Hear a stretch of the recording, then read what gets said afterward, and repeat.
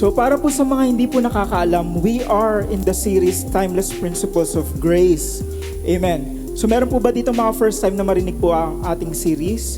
So para po sa mga first time attendees or na watching us online, ito pong gawain natin ay ang series of Timeless Principles of Grace. These are the unchanging biblical truths rooted in the finished work of Jesus Christ. Amen. So kung hindi niyo po napakinggan yung tatlong nauna or na-miss nyo man po, pwede nyo po itong panoorin sa ating YouTube channel. Amen. So head on to our YouTube page. Amen. So ito po yung mga hindi nagbabagong katotohanan ng Diyos based sa tinapos na gawa ni Jesus Christ. Amen. Seasons may change. We are all aware of it. Societies evolve. Alam naman natin to. But God's word stays exactly the same. Amen? The same powerful, timeless, and true word of God. Amen? So up to date, meron na po tayong, we have already discussed 3 principles. Kung natatandaan niyo po itong mga to. So first po, ito po yung rest in the finished work of Christ. Second naman po yung align every decision with grace. And yung last week po na diniscuss po natin is trusting God with your plans. Amen. And today, ngayong hapon po, ngayong gabi, we will add one more principle. Amen. God has already blessed you for every day. Amen. So pwede po ba natin itong gawing declaration? God has already blessed you for every day. Amen. But before po tayo mag-move further po sa ating topic ngayon, let us just commit this to the Lord. Amen. Father God, maraming salamat sa gabing ito, Lord God. We praise your name, Lord God. We're excited to hear once again, Lord God, ang inyong salita, Lord God. We thank you, Father God, for this revelation, Lord God, and we are excited, Lord God, to hear, Lord God, yung word nyo para sa amin tonight, Father God, individually, Lord God. Maraming salamat, Lord God. May you be in the midst tonight, Lord God. Hide me behind your back, Father God. Ikaw lamang, Lord God, na makikita at mapapakinggan ang aking mga brothers and sisters, Father God. Maraming salamat, Father God. In Jesus' name we pray. Amen. So again, i-claim po natin to. God has already blessed you for every day. Amen. Araw-araw po tayong binless ni Lord. Big sabihin, the permanent blessing applies to our daily life, hindi lang tuwing mag-church tayo, hindi lang tuwing may Bible study tayo, hindi lang tuwing nagdadasal tayo, but it applies every day sa ating buhay.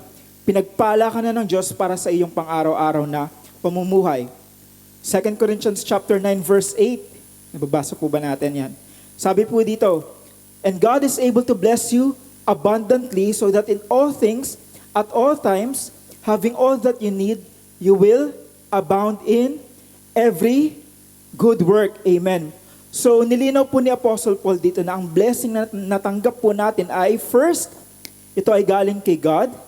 God is able to bless you hindi dahil sa galing natin, hindi dahil sa matalino tayo, hindi dahil sa masipag tayo, kundi dahil sa pagmamahal ng Diyos sa atin. Amen. It's never about who we are, it's never about what we can do, but it is about who God is. Amen.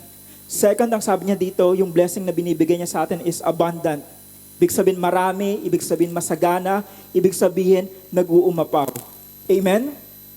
Third, it is at all times. Ibig sabihin sa lahat ng panahon, sa lahat ng pagkakataon. Amen? Fourth, sabi dito, having all that we need. Ibig sabihin sa lahat ng ating pangangailangan, hindi tayo magkukulang sa ating pangangailangan. Amen? Upang tayo ay anong mangyayari so that we will abound in every good work. Amen? Ang blessing na ibinibigay ni Lord ay kasangkapan upang tayo ay makagawa ng mabuti. Amen? Sabi po dito, ayan, to be generous, the grace way is to give freely, cheerfully, and from the heart, transformed by God's abundant provision. Amen? It is to give freely, it is to give cheerfully, and to give from the heart that is transformed by God's abundant provision. It is giving not to earn favor. Hindi po tayo nagbibigay dahil umaasa tayong bibigyan din tayo pabalik. Because we have already received favor in Christ. Nagbibigay tayo dahil nakatanggap na tayo ng biyaya kay Jesus. Amen? Ito po ang dapat nating palaging tatandaan. We have to be reminded of this. Hindi po tayo nagbibigay para i-bless po tayo lalo ni Lord, because if this is how we think, lalabas na yung blessing na na-receive natin is based kung gaano tayo kalaki magbigay. Kung gaano tayo kalaki magsakripisyo sa mga ginagawa natin. Kung gaano kabigat yung mga services na ginagawa natin for God. And kung ganito ang mangyayari, baka sobrang liit lang ng blessing na matatanggap natin if it is based on how we give to God. Amen? It should be clear to all of us that this is not transactional. Yung pagbibigay natin kay Lord ay hindi transactional. Na ang blessing na natatanggap natin, this is not a reward of what we did for God. Hindi ito reward na natatanggap natin para sa mga bagay na ginawa natin para kay Lord. But we have to look at it as gifts, mga regalo, because of the finished work of Christ on the cross. Amen? Sabi nga po dito, yan, Graceway generosity flows from trust in God's supply. Pagtitiwala sa kung ano ang kayang ibigay sa atin ni Lord. Knowing that as we give, we lack nothing. Napaka-important po nito. Knowing that as we give, we lack nothing. Pag nagbigay po tayo, hindi po tayo pagkukulangan. And His grace empowers us to abound in every good work. Kailangan po nating alalahanin na ang ating pagbibigay ay nagmumula sa ating pagtitiwala sa Diyos. Amen? Na habang nagbibigay tayo ay hindi po tayo pagkukulangin. Amen? Pag nagbigay po tayo, hindi po tayo pagkukulangin ng ating Panginoon sa lahat ng pangangailangan natin, sa lahat ng pagkakataon. Amen? Instead, yung kanyang biyaya ang nagpapalakas sa atin upang tayo ay makagawa ng mabuti. Amen? And part of that good works that results from Christ's generosity ay yung pagbibigay natin. Amen. Sabi dito, give not out of duty, but out of delight. Amen. Give not out of fear, but out of faith.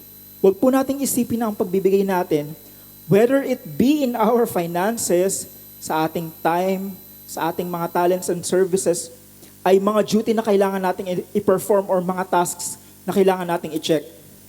Nagdasal ba ako this morning? Check. Sumayaw ako ng nakataas ang kamay kanina during praise and worship habang nagvi-video ang media team. May gumawa po ba nun? Check. Nagbigay ako during giving habang nakatingin si pastor. Check. When we give all these things, yung treasures natin, part of our time and even our whole talent, let it be out of delight. Dahil gusto natin yung ginagawa natin. Dahil nalulugod tayo na ibigay yun para kay Lord at hindi natin yung ginagawa dahil sa checklist na kailangan nating ma-achieve every Saturday or every day. Amen? At mas lalong hindi dahil takot tayo. We give not out of fear. Hala, nakatingin si pastor. Mag-i-amen ako. May mga ganun po ba sa atin na pag tinignan ni pastor, biglang mag-i-amen? Mukhang hindi. So, o kaya, hala, pag hindi ako nagbigay, baka hindi ako i-bless ni Lord. May mga ganun po ba tayong instances na nagbibigay tayo because we think God will bless us. Kailangan ko pa naman ng pera kasi magbabakasyon ako. Diba? Let us give in faith that God will supply all our needs even after we give back to Him. Amen? We have to understand that God has blessed us abundantly so that we are able to do good works. Kaya tayo pinagpala ni Lord para makagawa tayo ng mga bagay na mabuti at kalugod-lugod sa Kanya. Amen? Ang paggawa po ng mabuti ay result lang po ng ating unearned grace from the Lord. Amen? At hindi po ito para ma-receive natin yung grasya ni Lord. Amen? Ulitin ko po, ang paggawa po ng mabuti ay resulta ng na-receive po natin na grasya from Lord, from Jesus, and not the other way around. Hindi po tayo gumagawa ng mabuti upang ma-receive yung grace ni Lord. Amen? If tingin po natin ay point system ang way to heaven, not one of us can ever enter. Amen? Kung tingin po natin ay point system ang pag-akyat sa langit, none of us can enter. We can never garner enough points to be able to enter heaven. Amen? Palagi na lang tayong maninegative points. Sa pag-iisip pa lang natin, hindi pa natin ginagawa, maninegative na tayo. Kaya naman, it was made easy by Christ. Ginawa niyang madali ang salvation. Not cheap, dahil ang buhay ni Lord ay priceless, but He made it easy. It is only by His grace alone. Amen?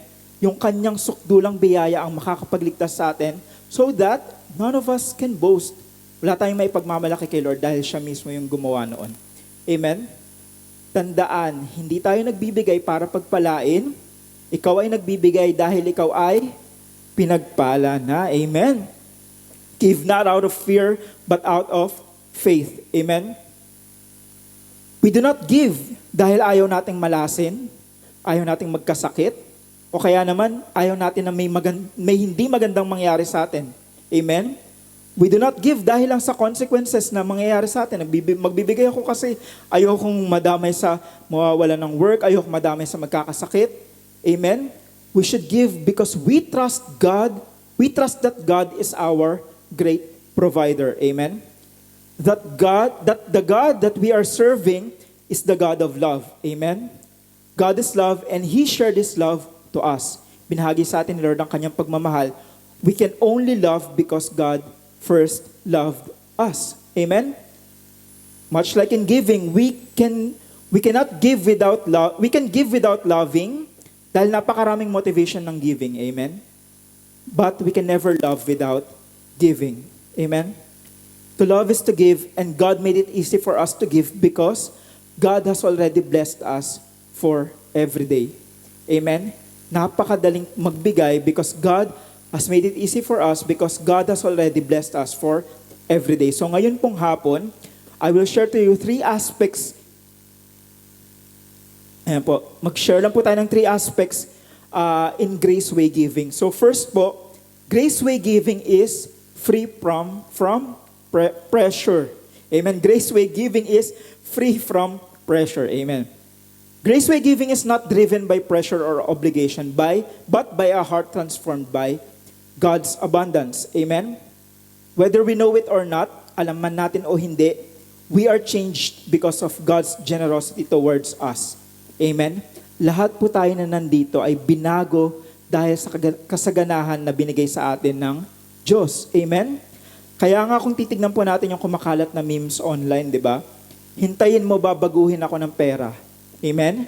Nabasa po ba natin yun? Napanood po ba natin yung mga skits na yun? Hintayin mo, babaguhin ako ng pera. May mga nabago na po ba ng pera dito?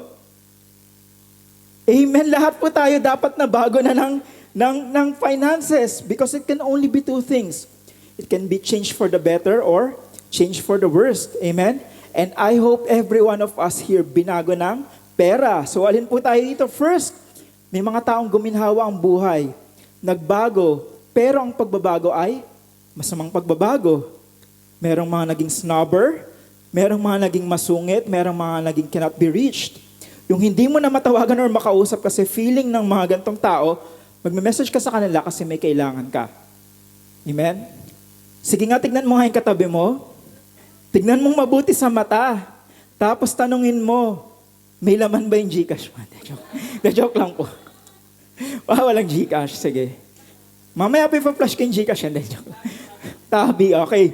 So second naman po, ito naman po yung pangalawang klase ng tao na binago ng pera or ng kayamanan. Second, yung mga tao naka-experience ng kabutihan ni Lord through this new found abundance and blessing. Amen? Nagiging mas mabuti, nagiging mas mapagkawang gawa. Amen? It flows freely, not out of duty, but out of joy. And trust that God's provision for us is more than enough for our needs that we tend to share towards other people. Amen? So I hope ngayong gabi, alam natin na lahat po tayo dito ay binago ng pera. And I pray na tayo ay binago ng pera for the better. Amen. Amen. So, kaway-kaway sa mga binago ng pera dyan. So, when we give the grace way, we give because we are already blessed, not to earn a blessing. Ulitin ko po, when we give the grace way, sa pamamagitan po ng grasya ng Panginoon, we give because we are already blessed and not dahil umaasa tayo na i-bless tayo ni Lord. Amen? This is a very important mindset sa isang Christian. This is the flagship of full grace teaching. Hindi po tayo nagbibigay upang i-bless po tayo lalo ni Lord. We give dahil nakatanggap tayo ng blessing. Amen? It is the same principle as we love because He first loved us. We can because we first received. We cannot give what we don't have. Amen? Hindi mo pwedeng ibigay yung kayamanan ng katabi mo. Hindi mo pwedeng ibigay yung oras ng katabi mo. Hindi mo pwedeng ibigay yung talent ng katabi mo. Ang mabibigay mo lang ay kung ano yung meron ka. And when we are able to give, it is only because we have first received from God. Amen? It is like breathing, parang paghinga. We can exhale. Bakit? Dahil we first inhaled. Amen? So sige nga po mag-inhale, exhale tayo. Inhale. Exhale. Ayan, so nagkaalaman po ngayon kung sino pong hindi nag-toothbrush. Joke lang. So, di ba masama po kung puro inhale lang yung gagawin natin, di ba? Puro take lang yung gagawin natin. Puro receive lang gagawin natin. Sige, subukan nyo nga po. Puro inhale lang po yung gawin nyo. Di ba? Baka matokhang po tayo. Di ba? Ang hirap. Masama rin naman po kung puro exhale lang yung gagawin natin, puro give. Sige nga po, subukan nyo nga pong magbuga. Puro exhale lang yung gawin nyo. O, di ba? Ang baho? Joke lang. So, kailangan po natin ng balance. Kailangan natin ng balance. We need to inhale, we need to exhale. We receive, then we can give. Amen? We can love because He first loved us. We can give because we first received. Amen? 2 Corinthians chapter 9 verse 7, sabi po dito, each of you, bawat isa daw po sa atin should give what you have decided in your heart to give, not reluctantly or under compulsion, for God loves a cheerful giver. Amen? The decision to give will come from our hearts. Amen? A heart that is changed, a heart that is renewed. Kaya nga, this is the connection with cheerful giving. Diba? Sabi nga, kung ano ang nasa puso mo, yan ang lalabas sa actions mo. Amen? So kung ano yung nasa puso mo, yan yung magre-reflect dun sa mga actions na gagawin mo. Kung masaya ang puso mo, masaya ang pagbibigay na gagawin mo. Amen? And this pleases God more than the amount that you are giving, more than the haba ng time na ibinibigay mo kay Lord, more than kung gaano ka-quality yung talent na binibigay mo kay Lord. Amen? He loves your cheerfulness, your reason for giving, more than the amount. Amen? Amen. When we give under grace, we are not burdened by rules or external expectations. Instead, we give from our heart overflowing with grace. Amen? Sa iba't ibang religious circles po, giving is presented as high-pressure business deal with God. Nagiging business deal daw po ito with God. Believers are told that if they do not meet a specific threshold or a specific amount, God will punish them. So grabe no, pagka meron palang mga ganong mga groups na pagka nagbibigay sila ng certain amount at pag hindi daw yun na-meet, God will punish you. Or God will withhold your healing or sometimes allow financial ruin to enter your lives. At ano lang nakikreate nito? It creates immense psychological and spiritual pressure. Napipressure ka lang na i-meet itong certain amount na ito. However, the grace way operates on the truth of the finished work of Christ. Amen? We do not give dahil nakikita nating bumubunot yung katabi natin during giving. I hope hindi po tayo napipressure pag nakikita po nating nagbibigay po yung katabi natin.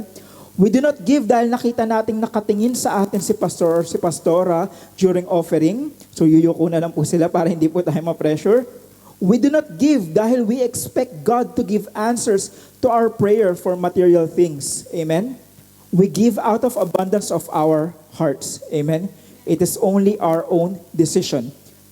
We give because we want to, not because we have to. Amen? Ang pagbibigay po natin ay decision po natin ng sarili at hindi po dapat pinipressure ng mga tao sa paligid natin. I'm sure wala pong namimilit dito or wala pong nananakot dito or wala pong nagbabanta dito ni isa kung hindi po tayo magbibigay. Amen? Kung meron man pong nagbabanta sa inyo sa pagbibigay, so lapit lang po kayo kay pastor or kay pastor, sabihin po natin kung sino po yung tao na yan. Amen? Here, the Grace Way, we give freely. Amen? So bilang ako po yung nag-handle ng finances ng church, I assure you, wala po tayong Excel sheet kung saan po nakasulat yung pangalan ng bawat isa, nilalag po weekly kung magkano po yung binibigay ng bawat isa. So wala pong ganun dito. God wants you to give happily from the heart, a decision you made by yourself without external pressure. Amen?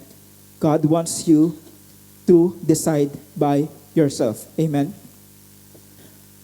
A cheerful giver understands that giving is a privilege, not a burden. Amen? Ang masayang nagbibigay ay naiintindihan na ang giving is a privilege and not a burden. When you eliminate pressure, pag tinanggal po natin yung pressure from the equation, giving is restored to its original beautiful purpose. It becomes a source of immense joy. Amen? Ang pagbibigay po ay source ng immense joy. Sa lahat ng gawain, kapag tinignan mo na nabibigatan ka, tigilan mo na. Amen? Kailangan hindi ka nabibigatan, kailangan masaya ka lang nagsisimba, kailangan masaya ka lang naglilingkod, kailangan masaya ka lang na nagbibigay. Do all of those things not out of pressure, but out of the abundance of the heart. Amen? Under grace, generosity is not transactional. We don't give to earn something from God, but because we have already received from Him. Kung babasahin po natin yung Bible, especially from the Old Covenant, we will definitely read ways on how to give, what to give, how much to give. Yes, these are true as well, pero noong mga panahon na yun, before the finished work of Christ. Amen? We are now in the New Covenant, wherein there is an understanding between God and Jesus. The New Covenant, we are not part of this kasunduan, but we are recipients. Ang kasunduan po is whoever is in Christ is already blessed. Amen? Amen. So tayo po ba ay na kay Kristo? Amen. So ibig sabihin, we are already blessed. Amen? We are beneficiaries of this contract. And as beneficiaries, we are now enjoying the benefits of etong kasunduan na to. We did not earn it. We did nothing in this covenant, only but to receive. Amen? In Christ, we are forever blessed. This is where our giving, our generosity comes from. If we are in Christ, we are forever blessed. Amen? To give the grace way is to exercise the ultimate freedom. Amen? Jesus purchased for you. It recognizes that God is a loving Father and not a debt collector. Hindi po maniningil ng utang si Lord. Amen? Kaya binigyan tayo niya ng free will on how we should manage our finances, on how we should give. Amen? When you strip away the fear of punishment and the need for human recognition, kung tatanggalin po natin yung takot na maparusahan po tayo o yung recognition ng kapwa natin sa pagbibigay, giving ceases to be a heavy burden and naturally transforms into a joyful, voluntary overflow of the heart that knows it is already blessed. Amen? Amen. So number 2 po, Grace Way giving trusts in God's supply. Amen? We give because we trust that what God has given us. We give because we know hindi tayo pagkukulangan ng Diyos. Amen? One reason, or I might say, the greatest struggle with generosity is the fear of lack. Yung takot na magkulang tayo. Isa yan sa mga reason kung bakit tayo nag-struggle sa giving. Amen? Agree po ba tayo doon? Yung takot tayo na magkulang kung ano yung meron tayo ngayon. Amen? We are afraid to give because we are afraid that what we have will not be sufficient for what we need. Amen? Yung economy po ng mundo, it operates on scarcity mindset. Amen? Narinig na po ba natin tong scarcity mindset? It tells you that there is only a limited amount of money. Sinasabi po ng mundo that there is only a limited amount of opportunity. Sinasabi po ng mundo na there is only a limited amount of security available. Kaya naman ano yung nagiging reaction po natin? People tend to hoard, people tend to be competitive, and people tend to fear dahil tingin nila mauubusan sila. Amen? Many people fall into this kind of trap. Amen.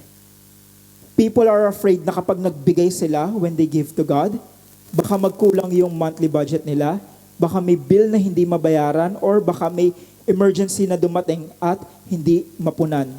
But the truth is, we are able to give because pinununan ng Diyos muna ang ating pangangailangan. Amen? Makakapagbigay tayo dahil inuna ni Lord yung pangangailangan natin. Amen? But again, grace way giving is trusting God's provision. Trusting in God's supply requires a complete paradigm shift from how the world views survival and wealth. When we truly believe that God is our provider, generosity becomes a natural expression of faith. Amen? Pag inisip po natin na kay Lord nang gagaling ang lahat ng bagay, ang pagbibigay ay magiging natural na po. Amen. 2 Corinthians chapter 9 verse 11, sabi po dito, you will be enriched in every way so that you can be generous on every occasion. And through us, your generosity will result in thanksgiving to God. Amen. Sabi dito, God has enriched you first. Pinagpala ka muna ni Lord. Pinayaman ka, pinaunlad ka, pinunuan ng iyong pangangailangan. Amen? God has enriched you first in every way. Look at the result. Ano pong mangyayari so that you can be generous in every occasion. Amen? Sa lahat ng pagkakataon, magiging generous tayo. Amen? And through us, anong magiging result daw nito? It will result to thanksgiving to God. Amen? Sabi dito, grace generosity does not fear running out because it trusts that God will always supply. Amen? Ang grasya ng pagbibigay ay hindi natatakot na maubusan dahil it trusts that God will always supply. Amen? Trusting in God's supply changes your physical behavior. When you believe that the supply is unlimited, you stop living with a clenched fist. Kung alam natin na unlimited ang supply, hindi tayo mag-hoard ng mga bagay-bagay. Amen? We can give freely because we are not terrified of running out because we know that tomorrow's daily bread has already been secured by the Father. Amen? Hindi tayo matatakot kung anong meron bukas, kung paano tayo magkakaroon bukas dahil alam natin na secured na ito by the Lord. Amen? We can rest completely every day because we are freed from the exhaustion of striving in our own effort. Makapahinga tayo dahil we will not strive on our own effort dahil alam natin na God will provide. Amen? We will work from a place of grace and not out of desperation to survive. Amen? I know some of us here are in a place where we think na sobrang sapat lang yung meron tayo ngayon. But remember this, we are working from a place of grace, a place of abundance. Amen? Ang grace way giving po ay hindi natatakot na maubusan. Amen? Dahil tandaan nyo, hindi na uubusan ng pagpapala ang Diyos. Amen? The God that we have, the Lord that we are serving, the Father in heaven, ay hindi na uubusan ng pagpapala. Amen? His grace, His blessing is unlimited at dumadaloy ang kanyang pagpapala. Amen? Sometimes people think that we are just vessels of blessings. Lagayan lang tayo ng blessings. But look at ourselves. But we have to look at ourselves as channels instead of vessel. Amen? So wag po nating hayaan na maipon lang sa atin yung blessing from God. Wag po nating hayaan na maipon lang sa atin yung blessing. Let it flow through us. Hayaan po natin itong dumaan sa atin yung blessing ni Lord. Amen? And the good thing about this is that kung ganito ang gagawin natin, we can always assure that the blessing that will pass through us is always new and fresh. Amen? Kung hahayaan po natin na dumaloy sa atin yung blessing, lahat ng dadaan sa atin will always be new, will always be fresh. Amen? When we give the grace way, we become channels of His provision, leading others to glorify God. Amen? Kung hahayaan po natin na dumaloy sa atin yung pagpapala ni Lord, hindi lang po tayo yung magbibigay ng glory kay Lord, but even yung mga tao na makaka-receive ng blessing through us, mag-glorify si Lord. Amen? A bucket mentality, yung timba, is focused on storage, pag-iimbak lamang. A bucket holds what it has and is afraid to lose its contents. Amen? Di ba yun po yung ginagawa ng mga timba? Iniipon po yung mga bagay na ilalagay sa kanya because it doesn't know when the next supply is coming. Mag-iimbak kasi hindi alam kung kailan darating yung susunod na pagpapala. Kaya anong nangyayari? This leads to hoarding and anxiety. Dahil iniisip niya na kung paano darating yung susunod na blessing, kaya kailangan i-keep niya lang sa kanya yung mga blessing. At channel mentality, ito naman yung mga dinadaluyan, pwedeng katulad ng mga canals or mga pipes, is focused on flow, pagdaloy. A pipe doesn't own the water that passes through it. It simply allows the water to go where it is needed. Amen? Kung mapapansin po natin yung mga pipes, hindi po nai-stuck doon yung mga tubig, dumadaloy lang po yun doon. Amen? When we become a channel of God's provision, marirecognize po natin that the supply is not our own. Amen? Hindi po sa atin yung supply. We are simply vessels, conduits. Amen? Dinadaluyan lang tayo. Because yung source natin, which is God, is infinite. Amen? The channel doesn't have to worry about running dry. Kung tayo po ay dadaluyan lang ng pagpapala, hindi po tayo dapat matakot na matuyuan dahil ang source po natin ay infinite. Amen? This is why a person under grace can be generous even when their own resources look limited. Kung titignan po natin yung iba nating mga brothers and sisters, kahit alam natin na meron po silang pinagdadaanan, they can still be generous because they trust that the flow of God's provision is constant in their lives. Amen? Once we accept that we are channels, daluyan ng pagpapala ng Panginoon, the act of giving becomes simple, it becomes joyful because we release God's goodness into this world. Amen? Nagiging channel tayo ng kabutihan ni Lord. We stop acting like the source. Amen? I think once in our lives, naisip natin na yung trabaho natin, yung careers natin, yung business natin, yung sariling ipon natin, it is our sources. But we have to understand that these are not the sources. Ito ay galing lahat kay Lord. Ang source natin ay ang Panginoon. Amen? Our salaries, kung ano man yung kinikita ng mga businesses natin, it all comes from God. Amen? And knowing that God is an infinite supplier, we can rest assured na araw-araw makakatanggap tayo ng blessing from God. Amen? To trust in God's supply is to confidently step out of fear of running out. Amen? When we trust sa source natin kay Lord, yung hands natin, it naturally opens to be generous. Amen? Because we know that the supply is eternal. Amen? Kung alam natin na araw-araw may darating, madaling magbukas ng palad. Amen? If we trust that God is our source, we will never lack. Hindi tayo magkukulang. Amen. So third aspect po, sabi dito, grace way giving reflects Christ's generosity. Amen. We must understand that Christian generosity is not just a moral duty or a charitable act. Amen. Hindi lang po ito duty. It is meant to be a living mirror. Amen. Reflecting kung ano po yung ginawang ano po yung ginawang generosity ni Christ. Amen? When we give the grace way, our actions move beyond human calculations and reflect the very character, sacrifice, and unmerited favor of Jesus Christ. Amen? Dahil si Jesus ang ultimate example of grace way generosity. Amen? Ano pong ginawa ni Jesus? Jesus gave up everything so that we could receive salvation. He gave up everything so that we could receive blessing. He gave up everything so that we could receive favors. Amen? Our giving should reflect His sacrifice and selfless love. Amen? Wala nang dadakila pa sa halimbawa na ipinakita ng ating Panginoong Hesukristo. Yung kanyang sakripisyo at yung kanyang pag-ibig para sa atin when He sacrificed His life up until death on the cross. Amen?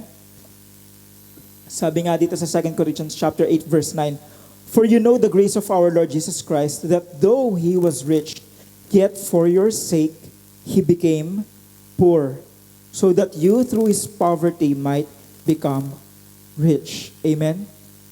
Jesus sacrificed so that you, every one of us here, might become rich. Amen? Jesus did not give out of his extra resources. Hindi po nagbigay si Jesus ng kanyang mga extra resources. He stepped down from the unimaginable glory and riches in heaven, di ba? He's from heaven, and yet he gave all of that up into the literal poverty of the human experience. Yung situation na walang-wala. He gave up his comfort, his status, and ultimately, he gave up his life for you and me. Amen? Some people might perceive this as yung sacrifice ni Lord dito is spiritual blessing. Ayan. Yung ibang tao, iniisip dito sa verse na to is spiritual blessing. Pero kung babasahin po natin maigi yung verse, his suffering and sacrifice is materially and financially. Amen? Ito pong verse na to ay tumutukoy po sa material and financial sacrifice na ginawa ni Jesus. Kaya naman ang blessing na tinutukoy din po dito ay material and financial. Amen? Christ was born in a housing for animals. Diba? Dun pinanganak si Lord katabi ng mga animals. Wala siyang sariling bahay. He had no personal belongings with him. He sleeps kung saan siya aabutan. They eat kasama ng mga followers niya kung saan may pagkakataon. All of these things tiniis ni Jesus, hindi para pamarisan natin. Kung through his sacrifices, we as followers ay maiangat sa buhay, mapagpala at mapaboran. Amen? Kaya we are here now, di ba, pinanganak tayo sa mga magagandang hospitals. We are able to sleep in our air-conditioned rooms. We can praise and worship God with all of these equipments at the comfort of the AC units.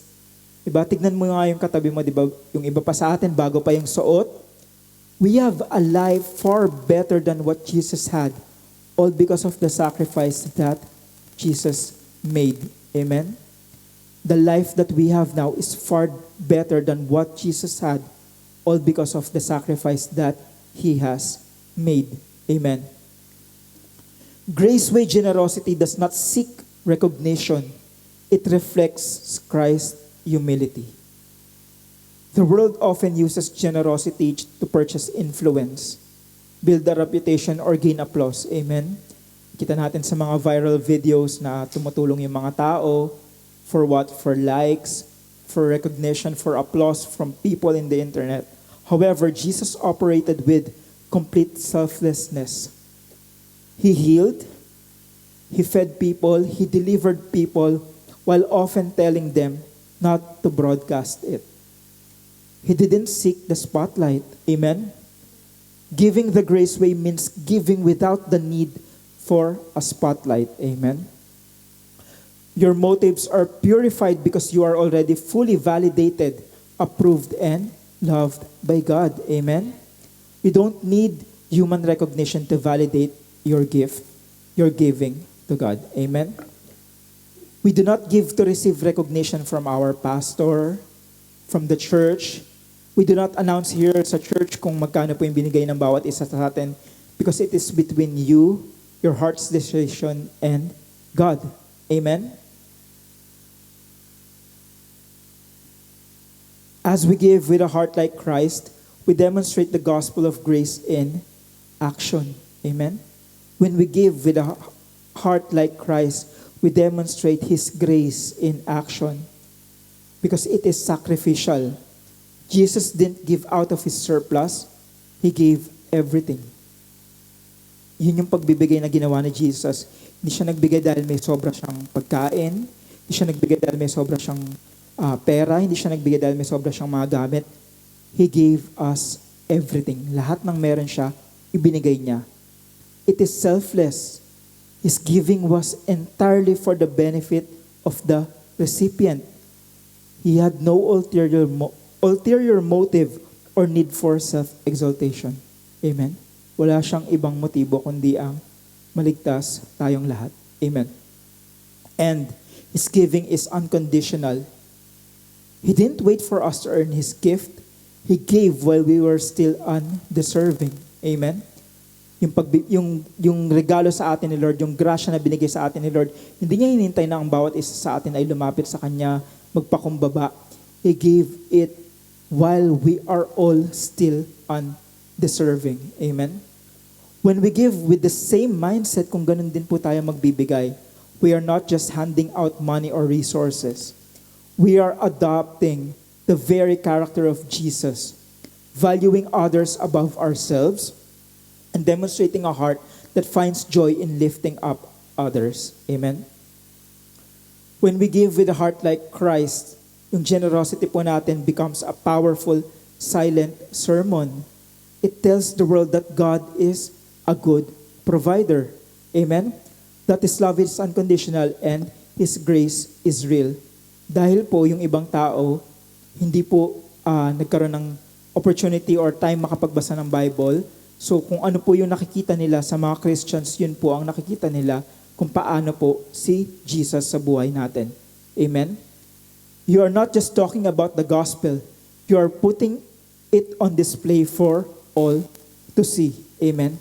Kaya po yung lahat po ng actions natin, it reflects what is written in the Bible, who Jesus is. Amen? To reflect Christ in your generosity is to align your heart with His. Amen?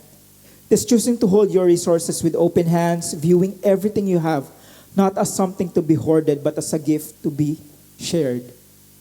When you give this way, you cease to be the source of the gift. You become a mirror that reflects the extravagant, unconditional love of Jesus to the world. Amen? We are just but a mirror of who Jesus is. Amen? Kaya naman, always remember, God has already blessed you for every day. Amen? So let's look at the three aspects of grace way giving. So tignan po ulit natin. So first, grace way giving is free from pressure. Amen? Second, grace way giving trusts in God's supply. And third, grace way giving reflects Christ's generosity. Amen? So now, before we close, syempre i-apply po natin kung ano po yung natutunan natin ngayong gabi sa life applications. Amen? Amen. So, first life application po, sabi dito, trust in God's unlimited supply. Amen. Do not fear lack. Trust that God will supply all needs based on His riches in glory. Amen. Again, nire-remind po tayong lahat na huwag po tayong matakot na pagkulangan dahil ang Diyos na meron tayo, ang source ng lahat ng meron tayo is the same God of everything. The same God who has unlimited resources. The same God who does not run out. Amen? The ultimate test of trusting God is when the natural circumstances suggest otherwise. Sobrang dali pong mag-trust kay Lord kung alam natin na may unlimited supply si Lord kung yung bank po natin ay full. Amen? Kung marami po tayong sobra, sobrang daling mag-trust kay Lord kung meron po tayo. True grace way trust happens when you look at the limited resources in your hand and remember the goodness of the Father and chose to give it anyway. Amen? True grace way trust happens kung nakikita po natin na ang meron tayo ay limited lamang and yet we still chose to give it away for God's glory. Amen? Sabi nga po sa Psalm chapter 34 verse 10, the lions may grow weak and hungry, but those who seek the Lord lack no good thing. Amen? The lions may grow weak and hungry, but those who seek the Lord lack no good thing. Amen? And I know every one of us here seeks the Lord, kaya naman we can claim that we lack no good thing. To trust in God's unlimited supply means stepping out of the fear of running out. Aalis tayo dun sa takot na mauubusan tayo. Amen? Amen. So second life application po, sabi dito, reflect Christ in your generosity. Amen. We must understand that Christ giving is meant to be a mirror. Amen. It isn't just a moral duty or a charitable act. It is a physical reflection of the character and humility of Jesus Christ. When we give pag tayo po ay nagbigay, the ultimate goal is not for people to see our wealth or our kindness, but to see a clear reflection of Jesus. Amen? Yun po ang ultimate goal po natin, hindi po para ipagyabang po sa ating mga brothers and sisters kung ano pong yaman ang meron tayo or kung gaano po tayo kabait, but to see the clear reflection of who Jesus is in our life. Amen? You cannot accurately reflect Christ without embracing His standard of sacrifice. So ano po ba yung standard of sacrifice ni Jesus? 2 Corinthians chapter 8 verse 9, yung kanina pong nabasa natin. For you know the grace of our Lord Jesus Christ, that though He was rich, yet for your sake He became poor, so that you through His poverty might become rich. Jesus did not give out of His surplus, di ba? Ang binigay niya ay lahat ng meron siya. He gave up heaven into poverty dito sa lupa. He gave up His comfort, His status, di ba? Reflecting Christ means moving beyond convenient giving. Amen? It means being willing to let your generosity cost you something. Amen? Yung reflecting Christ's sacrificial giving is like giving ng may kurot sa atin. Amen? Dahil for sure, tayo pag nagbigay tayo, we give kung ano yung sumasobra. But what Jesus did is, He gave everything. When you give sacrificially, whether it is your money, yung oras mo, or yung energy mo to lift someone else up, you are reenacting the very heart of the gospel. You are showing the world exactly what Jesus did for them on the cross. Amen? Ultimately, reflecting Christ in your generosity turns you into a living, breathing sermon. Amen? People may never read a Bible or step into a church. Pwedeng yung mga katrabaho natin, never sila pagbasa ng Bible. Yung mga taong makakasalamuhan natin sa kalsada, they may never step in a church. But when they encounter someone who gives cheerfully without expecting anything in return, who protects the dignity of the recipient and who trusts in a higher source, they are catching a glimpse of who Jesus is. Amen? Kaya naman in every action that we do, we should reflect Jesus. Dahil hindi natin alam na kung yung mga taong makakasalamuhan natin may never be able to read the Bible. Let us, our lives, our actions be the living Bible that they will experience. Amen? Your generosity becomes the proof that the grace of God has truly transformed your heart. Amen? Amen. So number 3, last life application na po. Sabi dito, give generously without pressure. Give generously without pressure. Your generosity is not defined by others or measured by the church, but by your own understanding of grace and the love in your heart. Amen? So again, ulitin lang po natin, wala pong nagpe-pressure po dito sa pagbibigay. It should be by your own understanding of grace and by the love in your heart. Amen? Ayan. So naintindihan mo ba yung grace? Naintindihan mo ba yung sukdulang biyaya? May pag-ibig ba sa iyong puso? So giving should come out naturally in your heart. Amen? Ang generosity hindi ho nasusukat sa laki ng binigay. Amen? Natatandaan niyo po ba yung story nung widow na nagbigay ng 2 copper coins? Diba kasabay niyang nagbigay yung mga mayayaman na napakaraming binigay. And yet, anong ginawa ni Jesus? Tinawag niya yung kanyang mga alagad at sinabing, this widow has put more than the others, even though ang nilagay lang ng widow ay 2 copper coins. Bakit po? Sapagkat ang sabi ni Jesus sa kanyang mga alagad, ang mga mayayaman, yung mga kasabay ng widow, ay nagbigay mula sa kanilang surplus. They gave out of the extra thing that they have. Mula sa sobra, mula sa tira-tira. Pero itong widow na to ay nagbigay ng lahat ng meron siya. Amen? Kaya ang generosity ay sinusukat hindi sa laki ng ibinigay, kundi sa laki ng natira. Natural lang na malaki ang mabibigay ng marami. For sure, malaki ang mabibigay natin kung marami tayong pera. Paano naman kung hindi masyadong madami yung pera natin? Amen? Sa standard ng tao, yung widow na to, yung pagbibigay niya ng 2 copper coins will not pass kasi saan makakarating yung 2 copper coins? But in God's standard, it will pass because the widow gave out of her understanding of the grace of God and the love that is in her heart. Remember, you can give without loving, but we cannot love without giving. Amen. Kahit maliit yung halaga, dahil yun lang yung kaya mong ibigay, pero ang puso mo punong-puno ng pagmamahal na ibinigay mo yun, malulugod ang Panginoon. Amen. To give generously without pressure is to exercise your freedom in Christ. Amen. Yung free will na binigay sa atin ni Lord. It is a declaration that your relationship with God is not transactional. Amen. Kaya naman po, before we end this service, I want to take this time to thank every one of you as you faithfully partner with our church, Grace Unlimited. Kasi if not for every one of you, sa bawat isa po sa atin, sa ating offering ng resources, sa inyong pagpapagamit ng inyong mga talent sa different ministries, sa oras na binibigay niya sa mga iba't ibang gawain ng church, katulad ng Saturday service, ng prayer night, ng Bible study, ng Grace Connect classes, to all the treasures that you have entrusted God through our church, we will not be reaching yung ating 10 years po. Amen. Kaya naman po, in behalf of the leadership of our church, we praise God for your grace-filled generosity. Amen.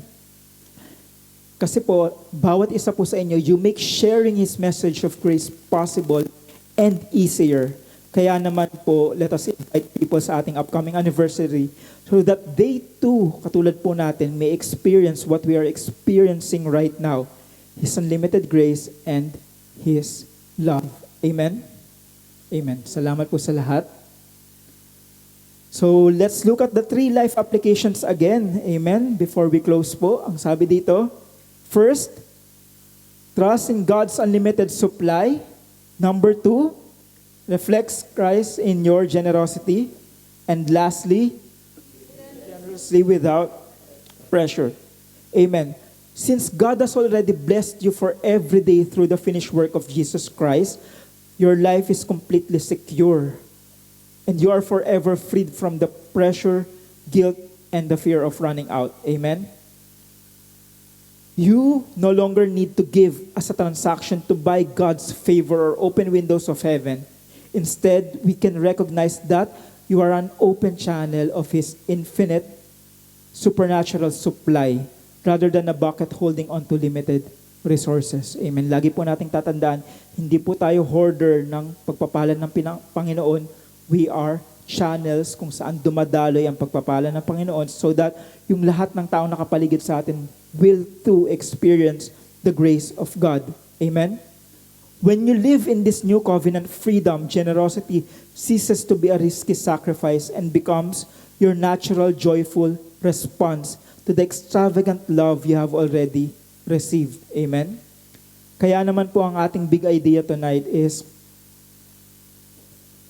in Christ, I am a generous giver. So pwede po ba nating i-declare, in Christ, I am a generous giver. Amen. Thank you, Lord. So pwede po ba tayong tumayo?